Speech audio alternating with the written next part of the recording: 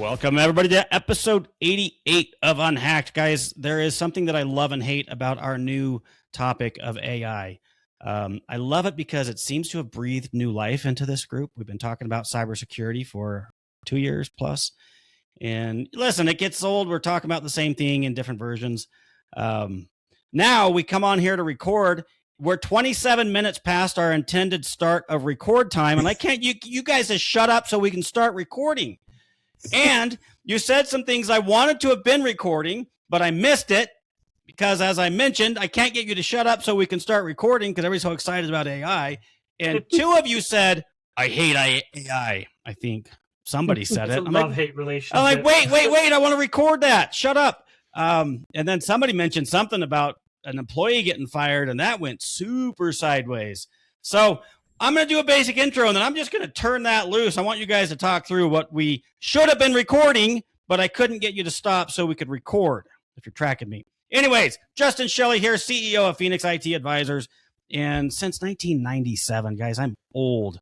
I've been working with technology. I used to be a computer repair guy. Now I'm a cybersecurity guy turned AI, whatever the hell we are these days. But what I love to do, my passion is to help businesses grow, build their wealth, their business, earn money, and then keep that money from them dirty, rotten Russian hackers, the greedy attorneys who come around and sue you, and the government who can't stay out of it either. That's what I do. Josh, you're up next. Tell everybody who you are, what you do, and who you do it for. I'm not going to say it with the same amount of enthusiasm, but Joshua Holloway, CEO for 7TI Technologies. Also been working in computers since the late 1900s. Our primary focus is computers and networks with compliance wrapped around it. Go ahead and take it away, guys. Late 1900s. I'm like, I swear I heard 1800s. I'm like, listen, bitch, you're not that old. Anyways. All right, Mario, come on. Josh let us down on the energy level. Bring it back up, Mario. Full energy.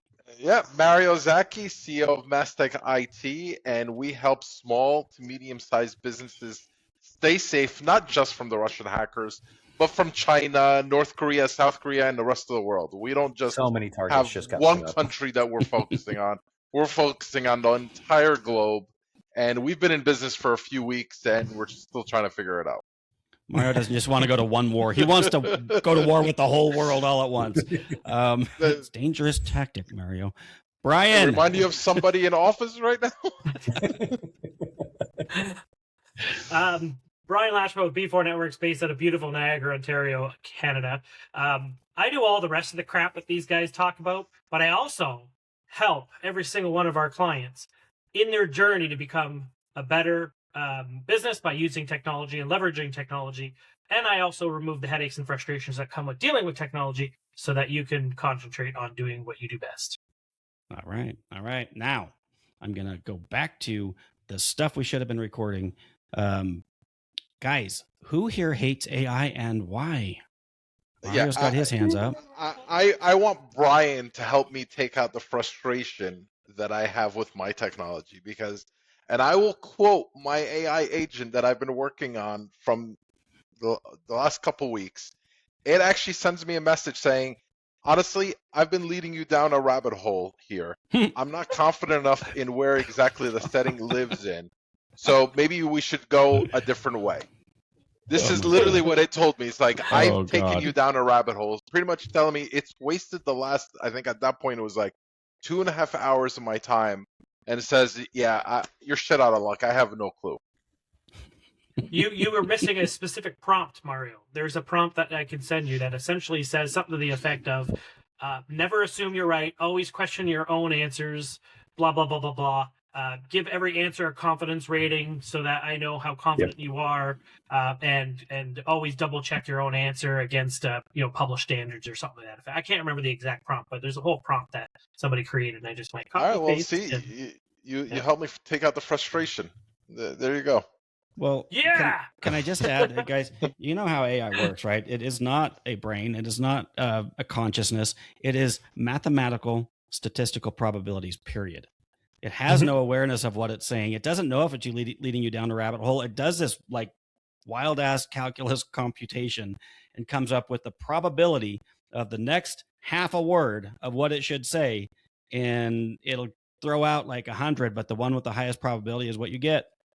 So Well, and don't yes, forget that it was programmed to please you. So You're it's right. programmed to give you an answer. It's a golden retriever. Like Yeah, it's yeah. it's trying to make sure that you're happy.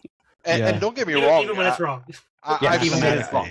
it's taken me down hundreds of rabbit holes, but this was the first time it actually admitted it without me yelling at it and say, "What the fuck Really? are you doing?" No, this is the first time it actually, like, I was actually following along and saying, "Okay, well, that setting is not there. What do you, can you, tell me where exactly that would be?" And then all of a sudden, it just kind of gave up on me. Like, you know what? Fuck it. I can't figure it out. I've been Hey, I wasting can't your fool time. you any longer. I can't make Yeah, up anything. I can't use up any more of your damn tokens. Yeah. Mine just did that this morning. It's just like, hey, I was wrong. My bad. Let's try this. And it didn't take me very far. Like, it didn't go down a rabbit hole or anything. So maybe my AI is smarter than yours. Which one are you using? I was using Sonnet at that time. There you But go. I switched over to Opus. I'm like, that's it. I'm speaking to your boss. Well, I wonder if Awesome, there was a change too to the LLM where it has its own probability where it will give up and it will stop. Maybe. Because I think a lot of people are complaining about the whole golden retriever aspect of like, I'm just going to keep giving you info and giving you info and giving you info, even though it's incorrect. But I feel like I'm facilitating your needs and everything's happy until, well, Mario decides to, kill it or yell at it or. Well, wait until, like, if they ever come with an unlimited plan where tokens don't matter, you better believe those answers are going to be a lot more accurate. Because right now, I do see, AI kind of sometimes breaking something or doing things on purpose to go back and fix itself so you can use more tokens. Or the never-ending chat that is like, now that I've answered your question, I just have one more question for you. And then it like starts a whole new conversation. Like, fuck you, I'm done. God damn it, I'm done. I will. One thing that I heard like a long time ago, way back in the infancy of AI, like a year ago, 1956.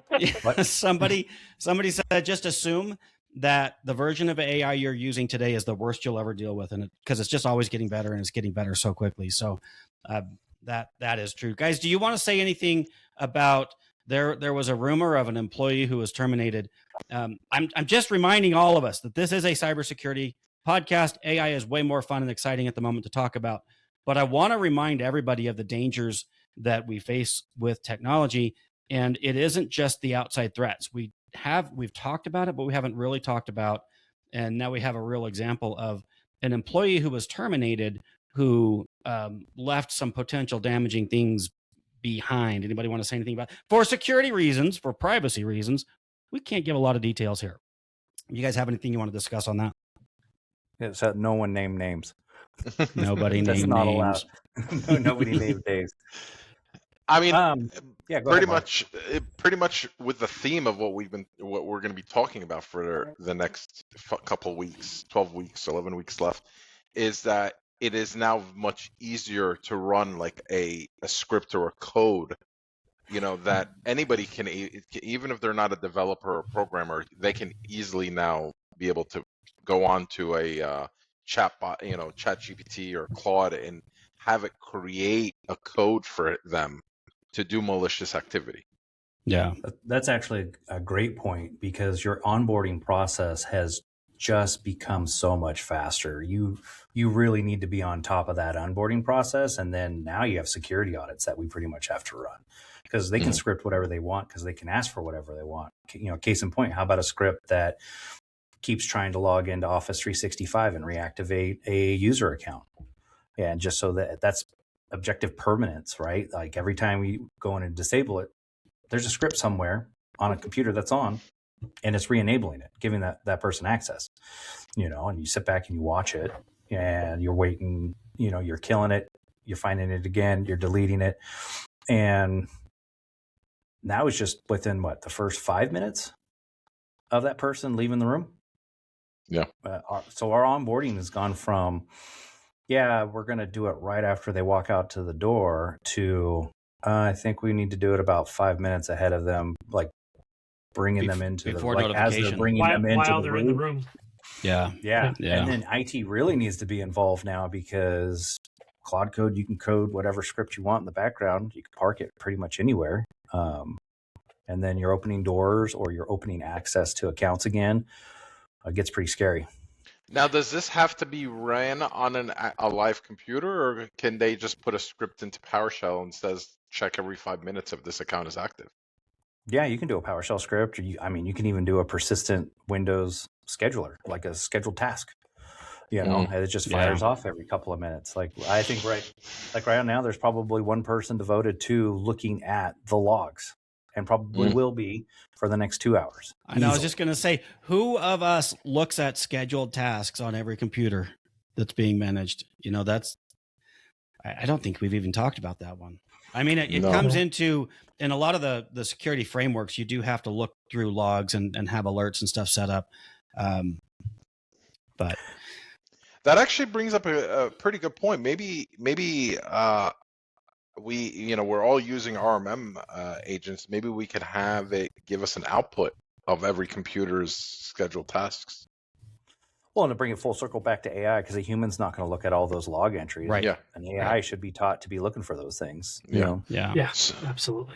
Well, and to tie it back into what we're talking about, guys, I want to point this out as what we are going to teach over the next remaining, is this just week 2? Jeez, This is week 2. 10 weeks after today. We are basically going to teach you how to develop an employee that you're going to turn loose in your organization. And the security ramifications are huge. So while we're going to show you some basics, we're also going to teach the proper way to lock this stuff down. And, there's an example. I don't have the details of it. I'll bring it back because this is going to be a recurring theme of somebody who was developing. And we're going to, our segment 3, the last 4 weeks of this series, we're talking about vibe coding, right? Developing applications using AI. And somebody used that to successfully delete all of their entirety of their database. And I don't remember, again, the details. The backups, like everything is just gone. Thank you, vibe coding. So this is dangerous shit. Like we're giving you a torch in the middle of a dry, I don't know, I live in sagebrush. So you can look at the sagebrush wrong out here and it's going to catch on fire. That's what we're teaching you guys to do. So we are going to get very serious about the security as we go along through this. One more thing I want to talk about. I dropped 2 weeks ago that we are going to, in the process of developing a cybersecurity portal that will be available to all of our listeners.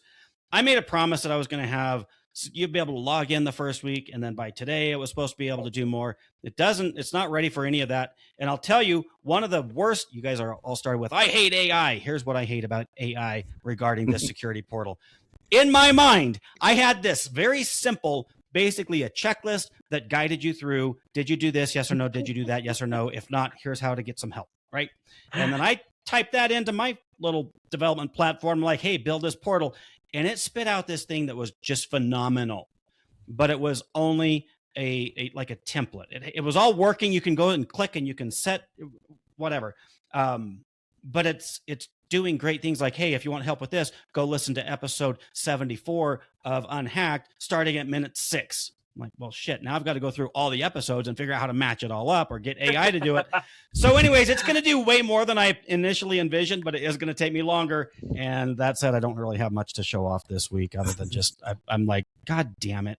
I had a simple idea. Now I've got a way bigger idea and it's going to be amazing. And it's going to take me a shit ton of time.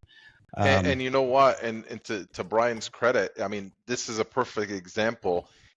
Earlier before we hit record, he introduced us to an AI agent to help us organize all our AI agents and all our AI ideas, because it just goes forever. You end up, one idea leads to 16 others, and those 16 lead to 50 others. And at the end of the day, we're still human.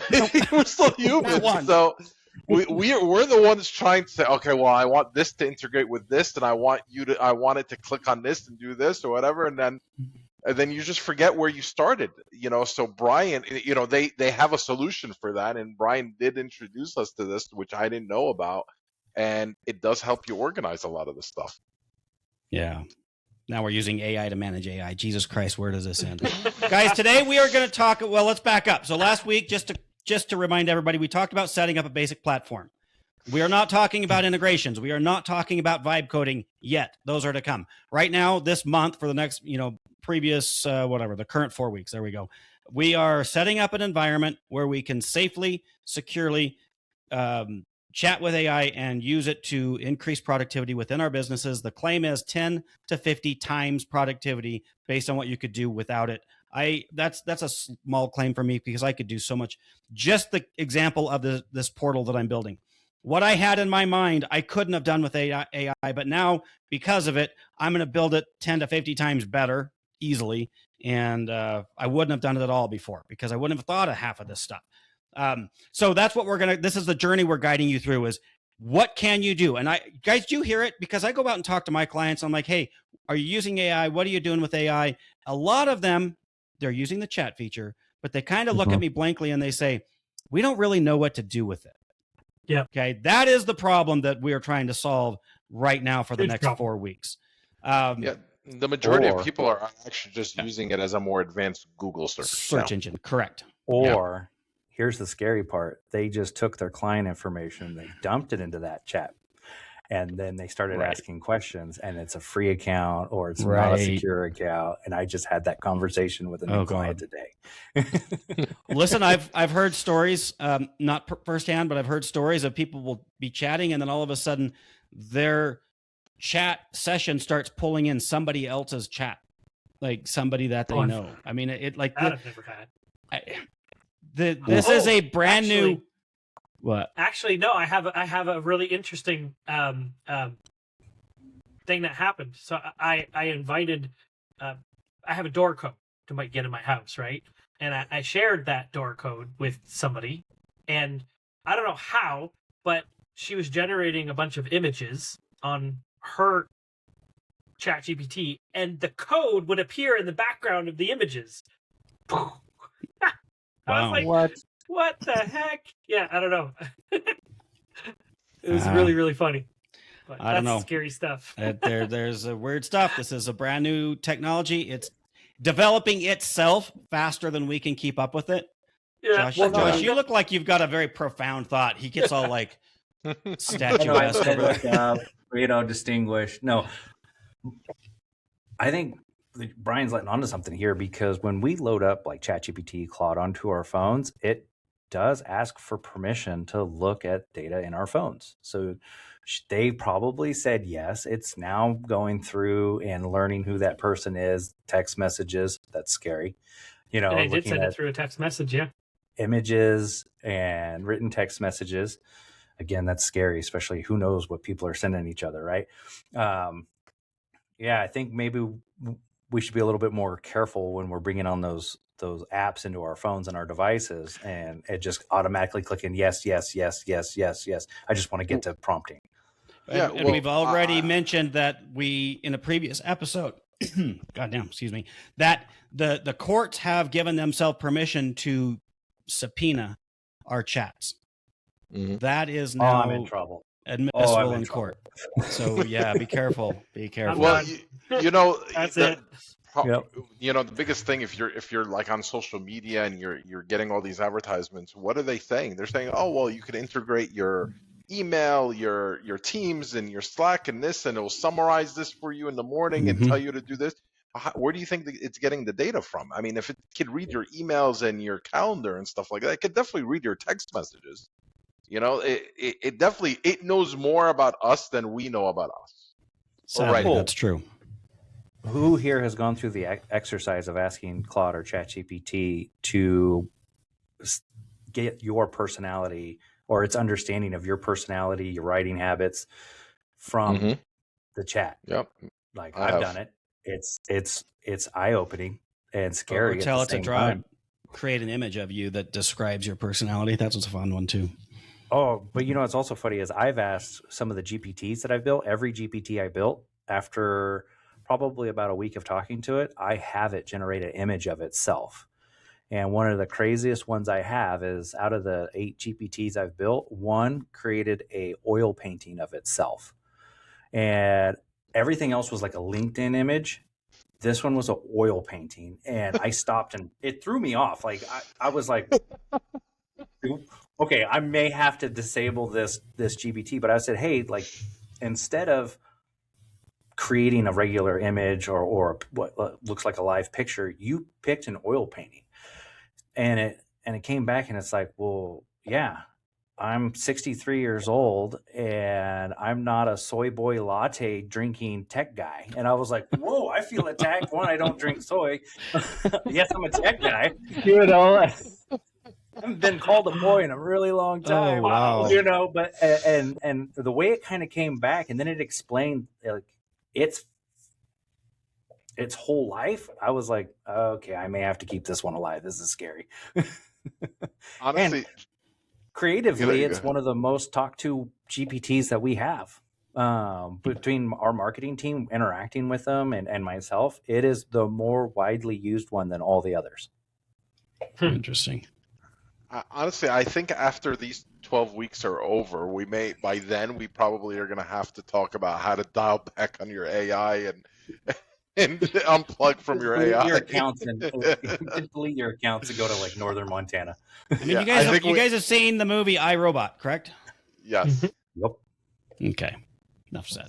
I think we figured out episode 13, by the way, what we're Yeah, doing on episode 13. How to shut it all down.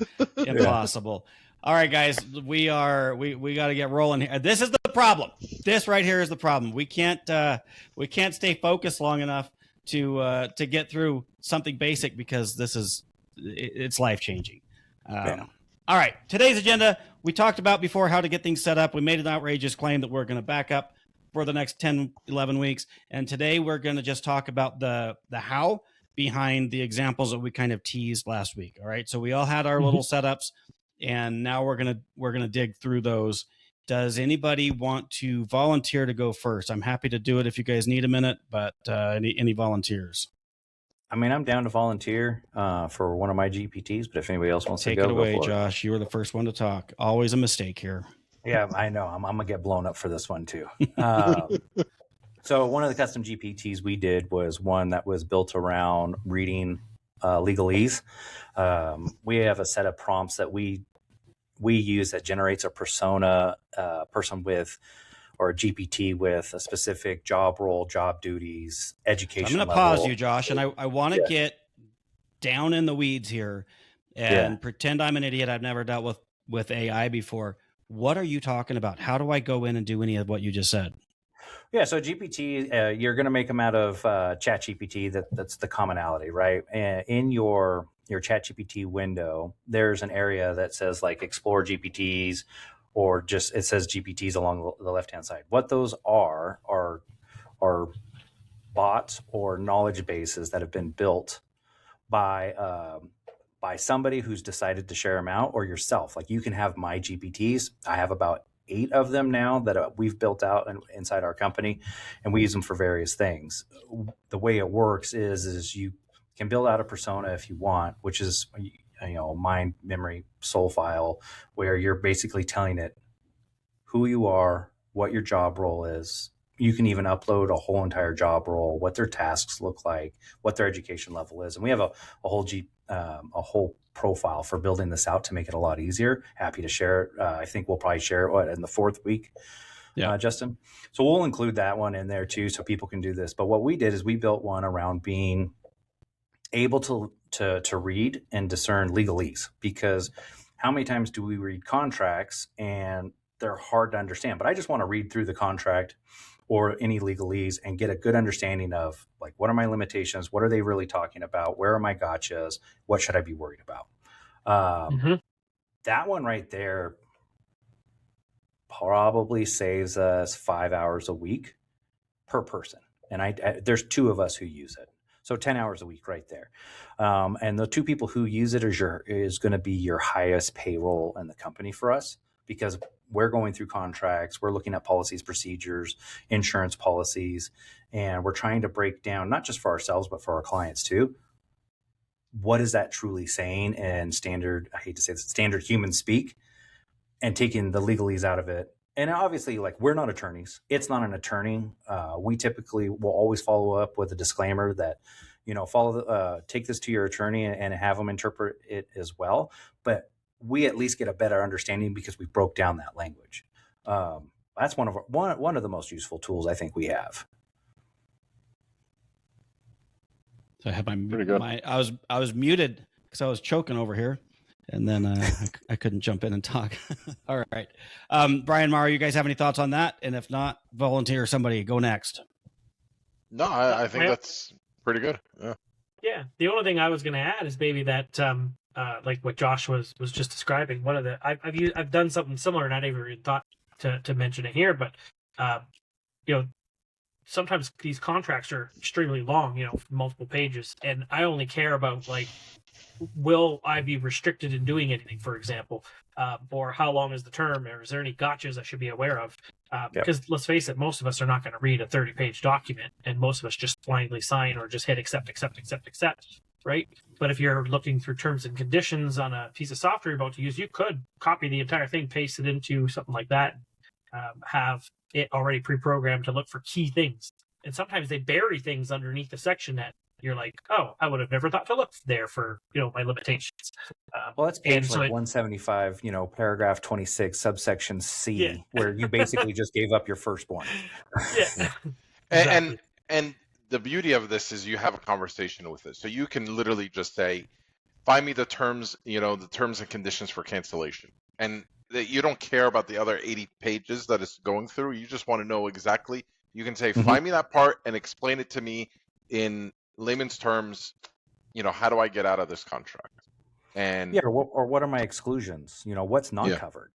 Exactly. Because we may interpret the doc one way and think like, oh, we're 100% covered. Well, in insurance, that's never the case. But it'll come back and tell you, well, you're excluded this way, and this way. But if you don't do like 2MFA, you've actually voided here and here. So not only you voided your contract once or your insurance once or twice, or you've done it twice now because you failed to deploy a requirement.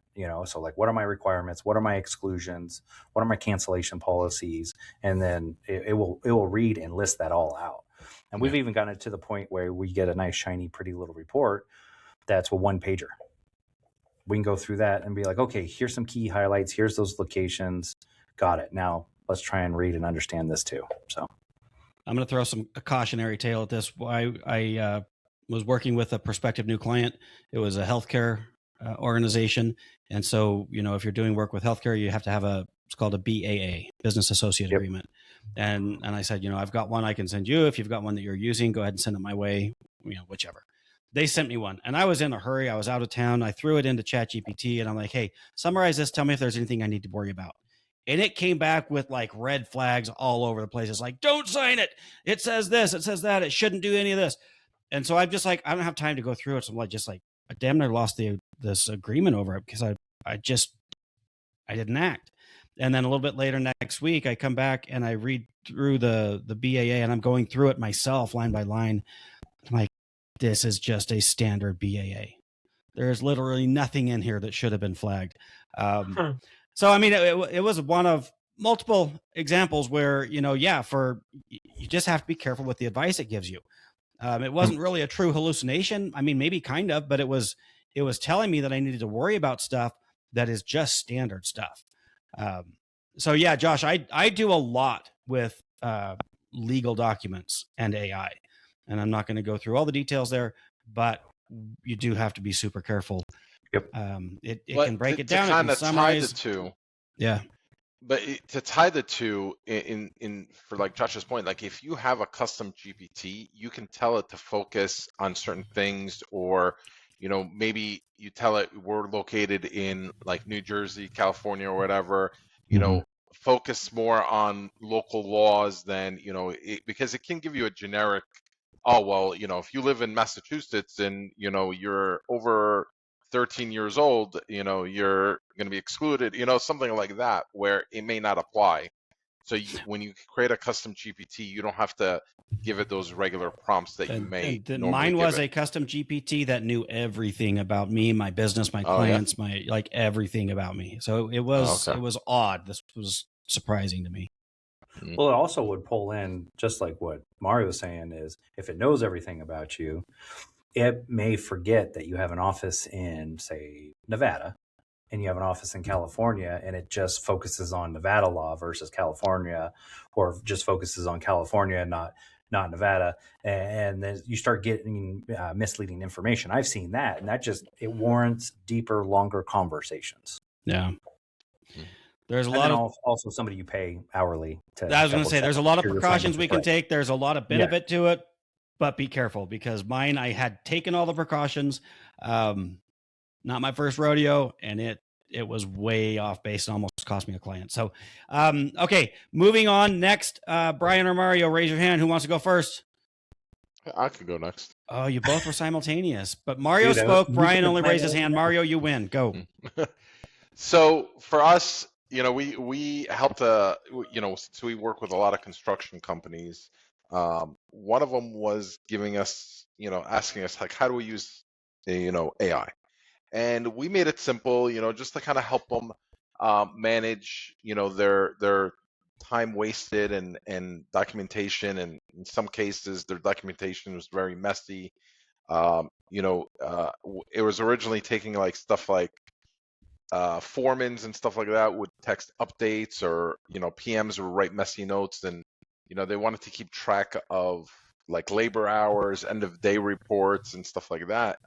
And if you don't know how to prompt it the way you want, or create a custom GPT, the basic, the average person just starting new would put in a prompt something like, this should look like what a normal person would normally just go is, they would say, create a project, to update reports from these notes. And they'll put, I had 3 guys on site, framing was complete, waiting on inspector, rain delay for 2 hours, so basic stuff like, the one thing that I'm sure we're going to go over through several times with AI is, what's the saying, garbage in, garbage out.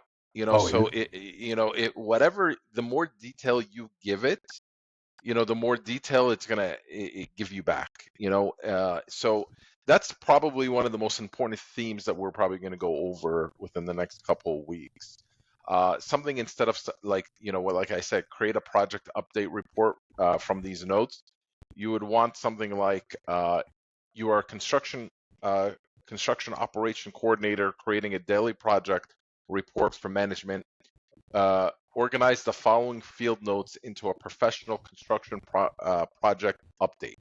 And then you want to put in something like labor hours, completed work, delays and issues, upcoming work, materials and logistics concerns. You want to kind of have, fields in there so that it knows what it's going to be looking for.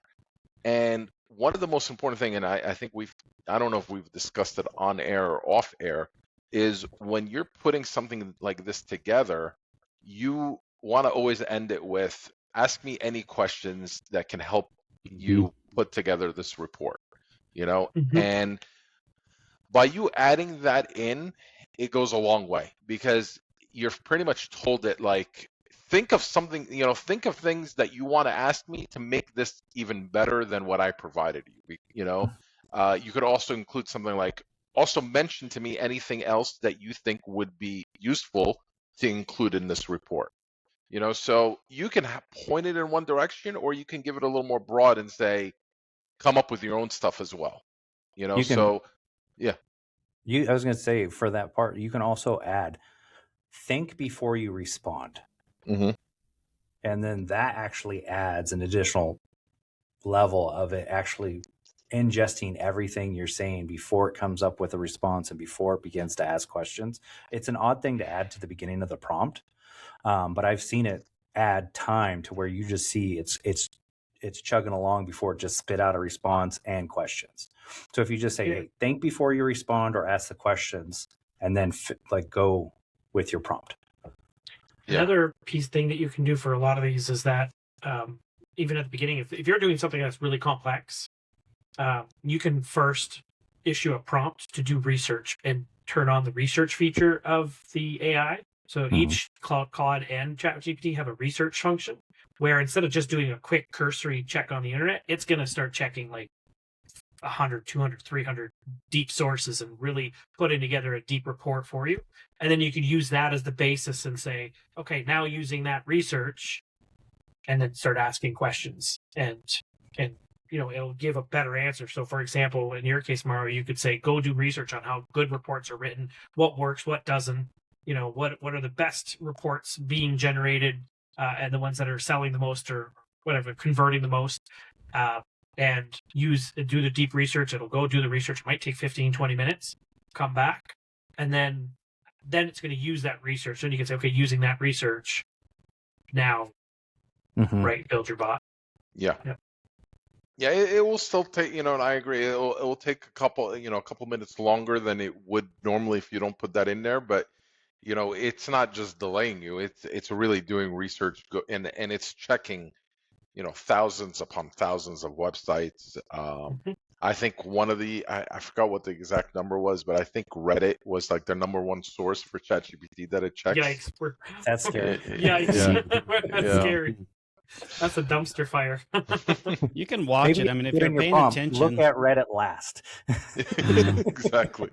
Do you guys ever watch it work? It'll kind of tell you what it's up to while it's working, and I see mine checking Reddit all the time. It's like, Yeah. ChatGPT does that. They have that new feature with the agent view, where you can see it. It opens up what looks to be its own desktop, its own browser, and you can see it flipping through pages and gathering information. And then when it brings back its answers using that feature, it gives you a biography or a syllabus of like, this is what I found, here's where I found it, click these links, and then you can follow those links to those exact websites and check out its legitimacy.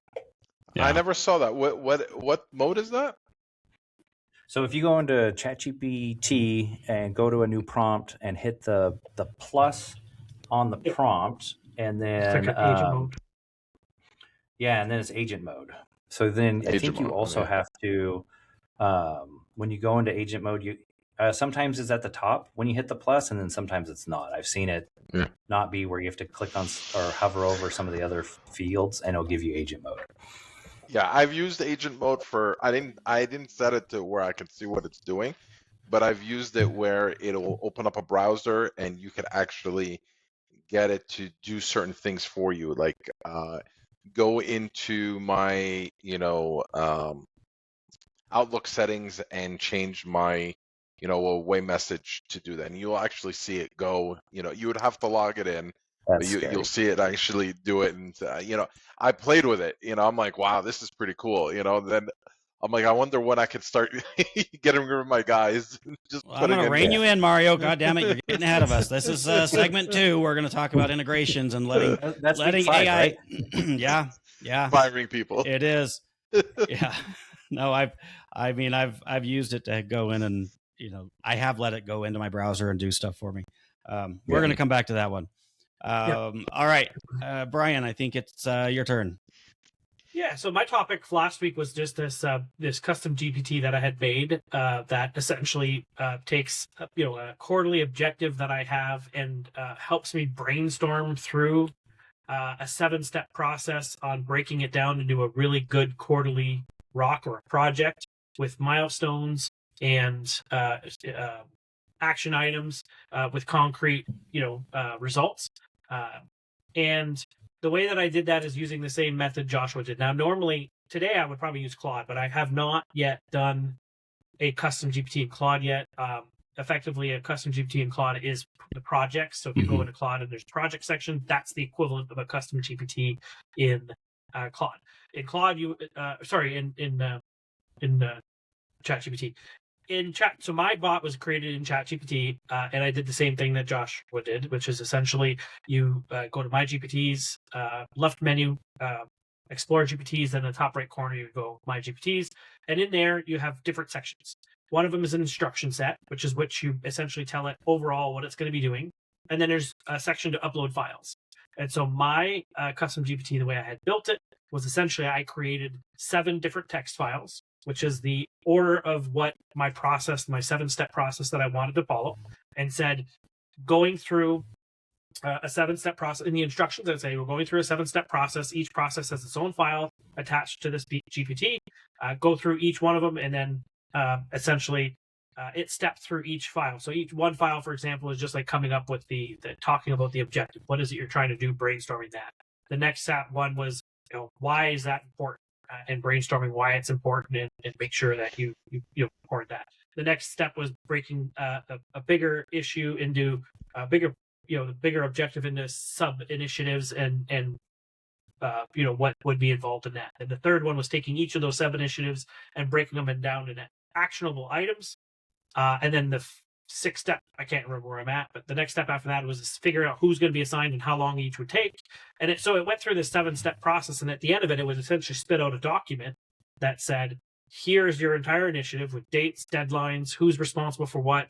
Are there any objectives or action items that are dependent on another objective? So saying like this, 1.2 is dependent on 1.1, so that person who's assigned to that objective knows that they have to wait till the other piece is done. It was all documented. I went crazy one day and it created a 70-page document.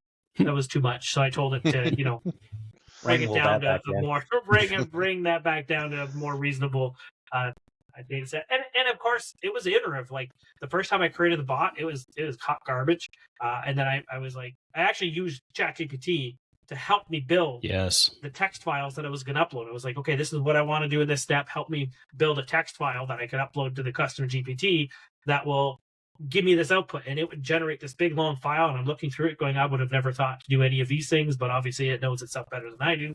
And so I would take that file, then I would upload it. It was an iterative process. So I think I'm on version 6 of this custom GPT that I built. And it essentially does what I talked about last week, which is the McDonald's principle, right? Everybody who goes through this will follow the right structure. At the end of it, we'll have the same exact document that everybody else has, obviously a different objective, but it will look and be formatted the exact same way. And in future weeks, I will talk about how we can take the output of that and then import it into other tools like Monday.com or, whatever project management tool that you have, because you can also do that. I was going to build a tool for consistency. Yeah. Like he just literally built a tool that builds consistency. Yeah. Right. Done. I'm going on break. So if you want to try, the objective is for our listeners to try something. What I would say is just if you picked Claude, then go to projects. If you picked ChatGPT as your go-to GPTs and then my custom or my GPTs, and just start playing around. Create a simple GPT that maybe I'll give you a quick example. If you're doing a quote and in IT, we usually build things with number of computers, number of servers, workstations, switches. You can just build a thing that says, okay, if for every one of these, multiply it by this dollar amount and spit out a quote at the end of it. And so you would just have to open a chat and say, it can say how many computers, 5, how many switches, 2, how many servers, 1, and they would just spit out a dollar. And I'm going to add to that, if you're going to do something like this, put a sample quote into the training, the files, and just say match that format, and it'll do it the same every time. Otherwise, you're going to get a different version of that quote every time you use the custom GPT. Oh, absolutely. Yeah. If you already have a layout, definitely use that. Yeah. What I was going to say about what, to add on to what Brian, the best thing about AI is that you can ask AI what it needs to do. Like how to use you can easily say, I want to create a custom GPT that does this. Walk me through the steps of doing this. And it will tell you. So that's the beauty of it. Is like you literally can go from 0 to 60, with no prerequisites involved. So my favorite is asking it to create a prompt for itself. Yeah, I do that. But to further your point, Mario, some of us use similar platforms to our ticketing systems that we use with our clients, and the one that I use is it will literally do anything. It's so complex that in order to sign up with them, you have to hire an integrator. You have to or a developer, whatever they call it. I snuck in before they made that rule. I don't think they'll even let you in anymore. But I've self-implemented this ticketing system. And when I first started doing it, it was an absolute nightmare. And I just basically gave up. I quit. Is that where all your hair went and your beard got gray? Exactly. Yes. And now, I spent a couple hours this morning using AI that's been trained on my systems to help me develop some features that I need within this ticketing system. This is stuff that I never, it's not even a multiplier because I wouldn't do it before. I just would get up against a brick wall. Yes, I could have hired somebody, I guess, but I just didn't. But now I can sit down on a day where I'm like, hey, I have a thought, I have an idea, I know something I need my system to do. And I just open up, I'm using Claude, I think, for this because I bounce back and forth. I'm like, here's what I have. Here's what I need to do. How do I do it? And this is one of those where it's like, yeah, go this way. And then it said, never mind, that's the wrong approach. Back up. We're going to go this way. Because it did research. It's like, oh, I found the documentation. We were going down the wrong path. Yeah. But yeah, use AI. The thing to add to that is you could actually send it screenshots of your output. Oh, I do all the time. Like, here's where I'm at. Oh, what do yeah. I do next? Yeah. Yep.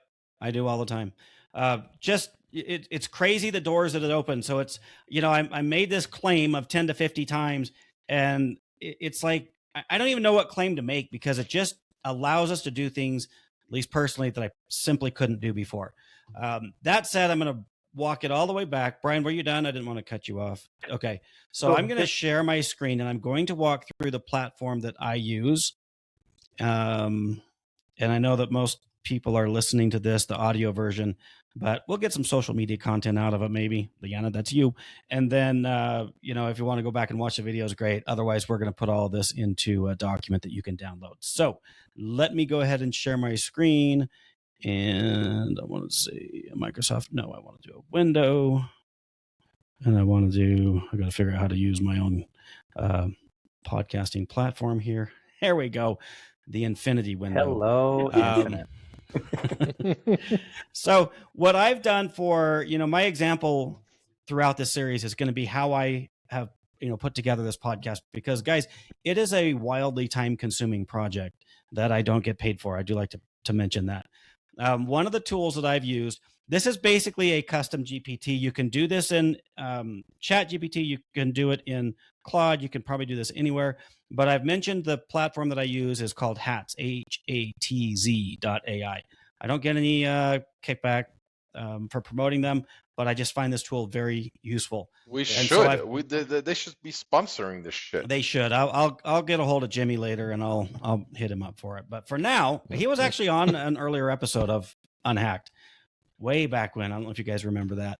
Good guy. So anyways, I've been using his platform since we interviewed him.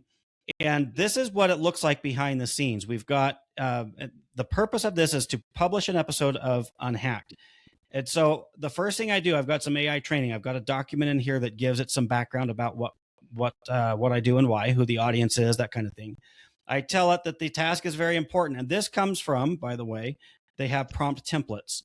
And it's tone, persona, examples, output, and role. Those are the things that it will kind of coach you through, helping you set up this basically a custom chat GPT or a custom GPT. So I tell it it's important. Why it's important? Because we're protecting businesses from life and death as far as the business is concerned, mistakes that they can make. I give it persona. You are a world-class marketing consultant, specializes in creating, producing, promoting podcasts.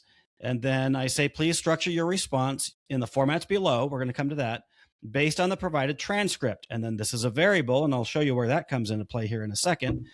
But it takes a whole transcript of a previous episode.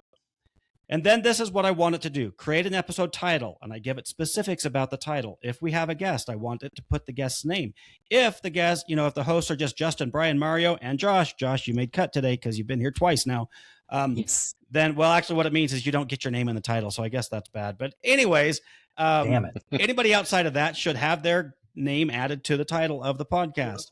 And then I tell it to make an episode summary. This is what shows up in, like if you're listening to us on Spotify on your phone or whatever, and you go to the description, that's how this is created. And you can see I've put the regular host's name in here. Oops, Josh, you didn't make this one. I'll have to fix that. It's got my website, Mario's website, Brian's website, and it will soon have Josh's website before this is published. And then it says, if you don't know the guest's website, their URL, then ask for it. So it will actually prompt Leanna, who's the one that uses this, to go out and find that and then put it in before it creates anything. And then we get a comprehensive summary. This is the third task I wanted to do for our website. So when I tell you to go to unhackmybusiness.com, it redirects to our phoenixitadvisors.com/podcast-unhacked. That's way too much to remember. So I give you a shortcut. But that summary that's posted on our website comes from this prompt right here. And then finally, create a social media post for all the major platforms, introducing the guest, introducing the episode, or whatever it happens to be. So these are the instructions that go on behind the scene. And then if we want to see what it does, I'm just going to hit preview right now. All it asks you for, so Leanna only has to go pull the transcript, and I'll show you how we do that. We come on here, Josh's gorgeous face is showing, and we go copy transcript, and then I go back over here and I paste it in. And now we're told not to do this stuff on the air because there we go. It always gets us. Hopefully I only pasted it in once. Actually, I don't know. I'm going to fix that. Okay, now I know it's only in there once. Paste the transcript in, hit generate, and this will take a minute because it's doing a lot of stuff behind the scenes. But what is happening here used to take, if I would do it myself, it just didn't happen. And I keep saying that. My limiter is time and attention. I'm self-described, self-diagnosed ADHD. It just wouldn't happen. B, if it did happen, it would take me forever to figure out what should I do for a headline? What should I do for a summary? It took forever and it didn't happen. So here it's starting to spit some stuff out. Look at that right there. Josh's website was mentioned, but you don't have it. So go get it, right? The title options, and it gives me 3 options. It says why it would choose, it recommends B and Y, but it gives us the final say on which of the options, the titles we want to put out there. Deliverable number 2, Transistor. This is where we host our podcast, by the way. Little plug for Riverside where we record, Transistor for where we host. And it says, here's how you publish it on Transistor. It gives us all of the websites, except it gives us a note that we don't have Josh's. We'll fix it, Josh, I promise. And then it gives us the summary that we should put on Transistor. Now we've got a different summary that goes on our website that we send to our developers, because I currently, going to change soon, I don't do my own website development. And it gives, this is a much longer than what we put on Transistor, which you'd see on Spotify or whatever. But on our website, it's a much longer thing, and it gives the whole breakdown of what we're doing, weeks 1 through 4, weeks 5 through 8, weeks 9 through 12, because this is literally, I'm doing this live of last week's episode, the homework assignments, the takeaways. And then we get into our social media posts. For LinkedIn, it tells us what we should put on LinkedIn. For Twitter/X, it tells us how we should do that. Anyway, it spits all of that out, and you can see this whole thing. What took the longest, just reading it. Oh, and it's still typing. This used to take forever if it happened at all. Now we can have it, the content created within minutes, and then I've got the old stop sharing so we don't have the infinity window. So I don't have a measurable on this other than I'm going to keep claiming the infinity multiplier. It just lets me do things that weren't happening before, period. If we got anything out there, at best, poor Leanna, she's got to go through this manually, listen to every goddamn word that we say. And guys, we're not that fun and exciting. Just ask her. I'm just kidding. She actually loves this show. She has a lot good to say about all you guys, but I'm not going to tell you because I don't want your heads to get big.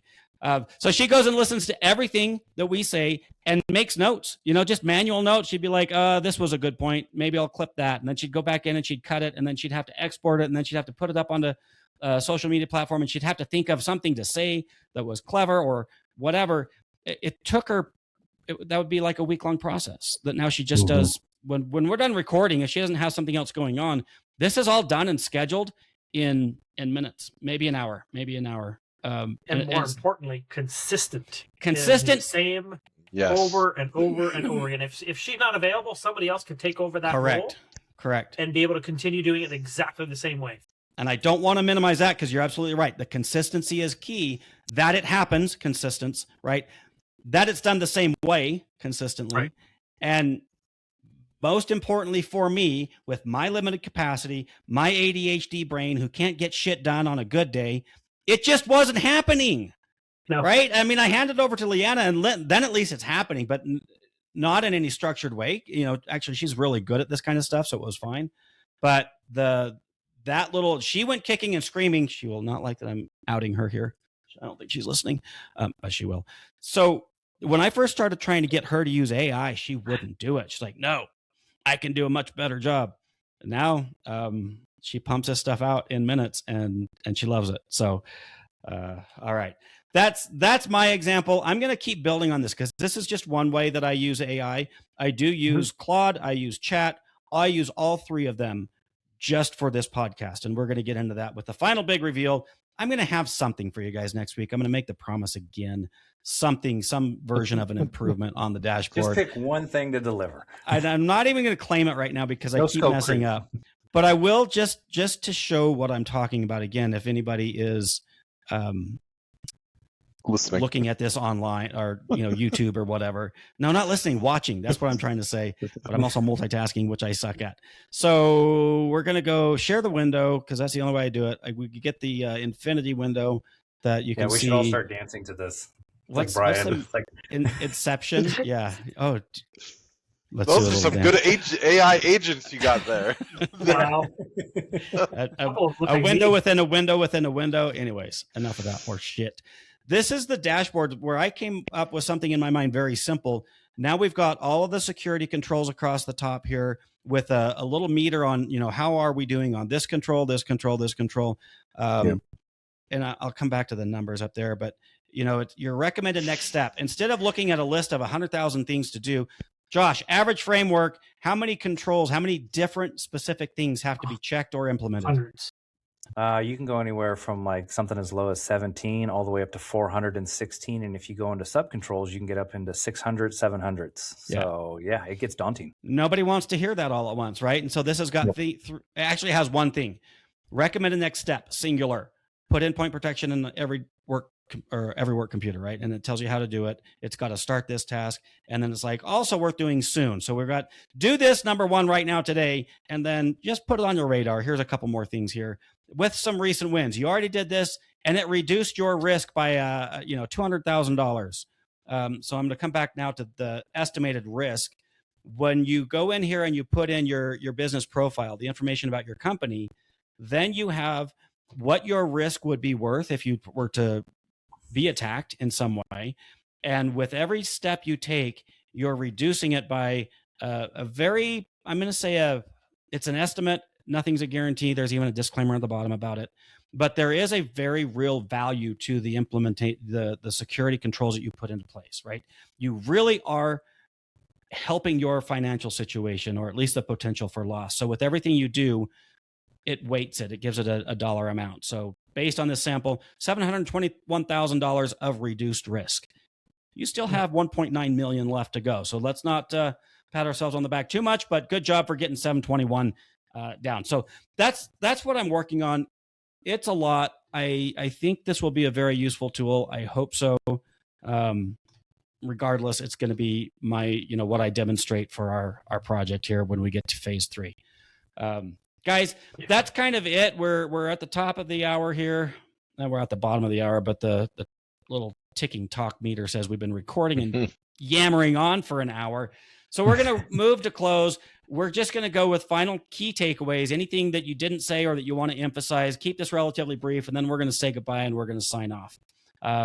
Josh, you're the star of the day. Go ahead and we'll lead with you, then Mario, then Brian. So much pressure. Yeah, so much pressure. Hey, just remember when you're prompting, think before you type. Don't forget to ask it to think before it asks you any questions. Start out simple, start out slow, and then use it to help do bigger projects. So those are ways that AIs can help you. Okay, Mario? Yeah, and to build on that, it's have it guide you through your beginning to end.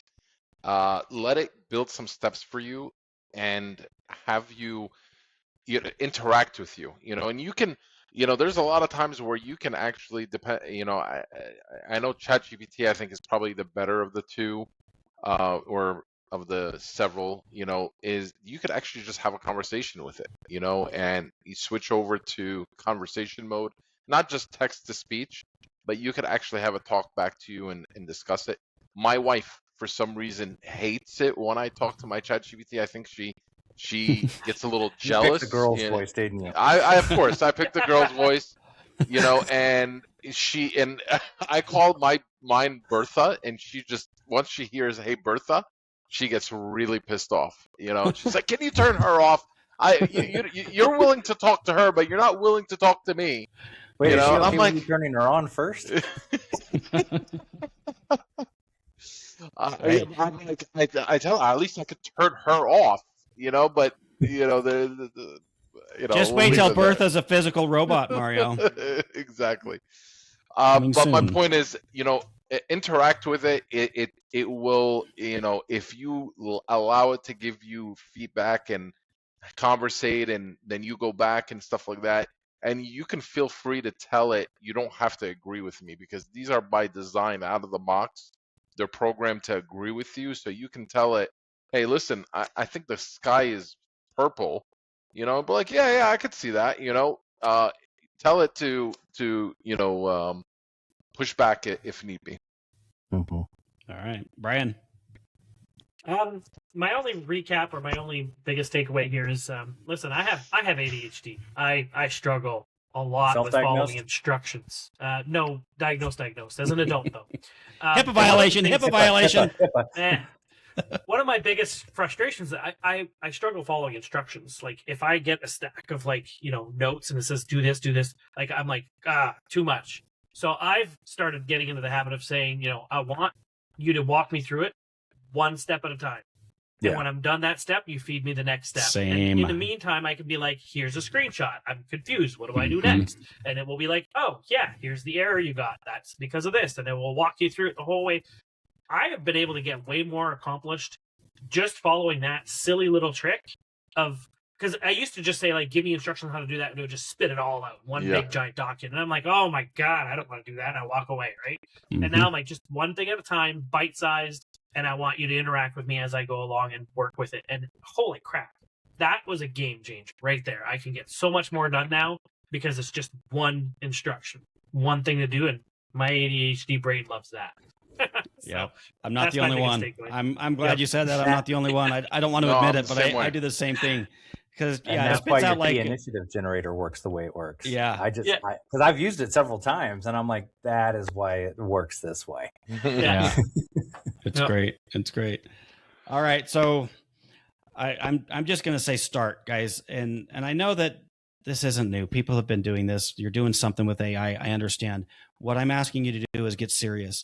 Pick one thing in your business that is causing you problems, and let's go to work on it. And by the way, you've got all of our links. If you can go to unhackmybusiness.com, which has all kinds of resources and contact forms and all that. But you can also, if you're listening to this on your phone, just get to the description of the podcast, and you're going to have all of our website links. Contact one of us if you don't know where to start, if you want a helping hand. We're all going to give you some free guidance, just kind of a little bit of introductory work. We don't work for free. This isn't a charity organization. So yes, if we can actually help you and provide value, we will charge you for our services. But we are here to help. That is what we do all day long. So and if you don't know where to get started, we're going to talk about this more when we get to segment 2, but we can walk you through that process as well of going through your business functions and really looking for those bottlenecks. So pick something, find a way to follow along with us. Next week, we're going to dig a little bit deeper. We went, I'll just talk about mine. I talked about how we publish the podcast. Next week, I'm going to come in and talk about how I used to screen guests when we had a lot of guests on here. That was a very painful process. There's a lot of other things that I do. I prepare my outlines. I do all that stuff using AI. So I'll go in a little bit deeper on that. And I've asked each of our co-hosts here to do the same. You, as the listening audience, get a project going that you can follow along with. And by the time we come around next week, have something that you're working on, and maybe it'll spark some ideas. So that's my takeaway, my final bit of advice. In Mario's trying to message me behind the scenes, and he should know I don't multitask. So Mario, I'm going to read your note. We just lost him. Are you going to have Josh talk about onboarding consultation? We're gonna get into that when we hit segment 2. Mario's when we're gonna. But yeah, we do have a service where we can. Is that what you're talking about, Mario? Yeah. Why don't you just say what you mean? Because I don't know what you're asking. I thought you wanted Josh to talk to discuss. You said towards the end you wanted him to talk about like the consultation part of the AI offering that he does. Yeah. So I'm just kind of teasing it right now. What I said is this month, this first 4 weeks, we're just going to talk about using the basics. And then when we get into the second 4-week segment, when we start talking about integrations, that is when we're going to do a little bit more about how to get in and find your true business problems, what systems have to be integrated, and how to do it safely. And that is where I do recommend bringing in a professional. So yes, all of us are available to do this type of thing. Josh, if you want to take a second and talk about what you've been doing, that would be absolutely fine. We're going to deep dive on it week 5, though. Yeah, I can make it pretty quick. Initially, what we're doing is we're coming in consultatively and breaking down what the businesses are trying to do with AI. Because a lot of people, they're prompt jockeys, like they're just throwing in prompts and they're getting great ideas, but they're not getting anywhere. They're not considering the security issues. Right. They're maybe hiring interns to start vibe coding. They have no clue, but then they also have forgot about their security side. And what we're doing was we're coming in, and from our approach is we're figuring out where's the security issues, how are you configured, what are you trying to accomplish, and then let's narrow the field. Like, let's get it down to the top 5 things, 3 things, whatever those things are. And that's what we're going to core focus on and help deploy it. And then we build structure, policies, and procedures. The structure is what can they freely do in a dev environment? How do we get data to production and get it safely to production? Just like, you don't just install a piece of software and let it loose on in your network or your computers. We take a consultative approach and we build that out for them. And then we build policies and procedures around that, helping the businesses decide on what their core choice of LLM is going to be, how they're going to use it, who has access, what level of access, and then what can be shared with it. Because I think a lot of businesses are forgetting about like those rules and regulations that govern them, and they're allowing people to just upload whatever. And we're kind of drawing that back and lifting the veil of where it's running rampant and how we can wrangle it in, because too much sensitive information is getting out there. And we usually do that in a set fee initially. And then if it grows into something that becomes a regular reoccurring thing, then we look at that model a little bit differently. But at least we're establishing a good, safe foundation for the businesses to introduce AI into their company and use it properly. Yeah. Great concept. So we're going to, like I said, we'll deep dive on that once we get to it just becomes a requirement, I guess is what I'm trying to say. What we're talking about these first 4 weeks, anybody can do. If you're careful. But once we move into the second segment, 4-week segment, and the third 4-week segment, you got to be super careful. You're handing the keys of the kingdom to a brain that is run by mathematical probability and statistics. That's it. There's no consciousness behind this. It seems like it's programmed to behave like a human. Just for the love of God, remember that it is not, and it will screw you over without no emotion, guardrails. no give a shit whatsoever. Yeah, no guardrails. Yeah. So that's what we have to be careful of. All right, guys. As always, Josh, Brian, Mario, thank you for being here. We're going to say our final goodbyes, and we're going to wrap this one up, and we will be back next week with more exciting. I can't talk. I need AI to talk for me sometimes. More exciting AI information. We're going to continue on this adventure. But anyways, Josh, appreciate your insight. You've kind of been a guru throughout this, so thank you for being here. Go ahead and say your goodbyes. All right. Thank you, everybody. Glad to be here. Glad I could share my thought process on this platform. Thank you guys for inviting me on here, and everybody who's listening. Thank you for taking the time to learn from these 3 guys. And then I get the opportunity to come in and mess with them. And I appreciate all of you. I appreciate the hell out of you. Be safe out there using AI. All right, Mario. So thank you guys for listening. Make sure you subscribe and share. But, my final thoughts is that you will have those moments that is frustrating. It is, daunting at times, but you got to kind of just stick with it. Maybe take a step back. The agent will be there when you come back. So just be patient and, make sure, just like we always say, do it securely. Yeah, Brad. Brian Lashwell with B4 Networks. If you are a business owner and you need some help in your journey with implementing AI or cybersecurity, give me a call. I'll be your guide. All right, guys. Appreciate it. And I am Justin. Remember, listen in. Take action. Take action. Take action. I say it every week, and I mean it now. Take action and keep your businesses unhacked. Unhacked. I think you do it on purpose now.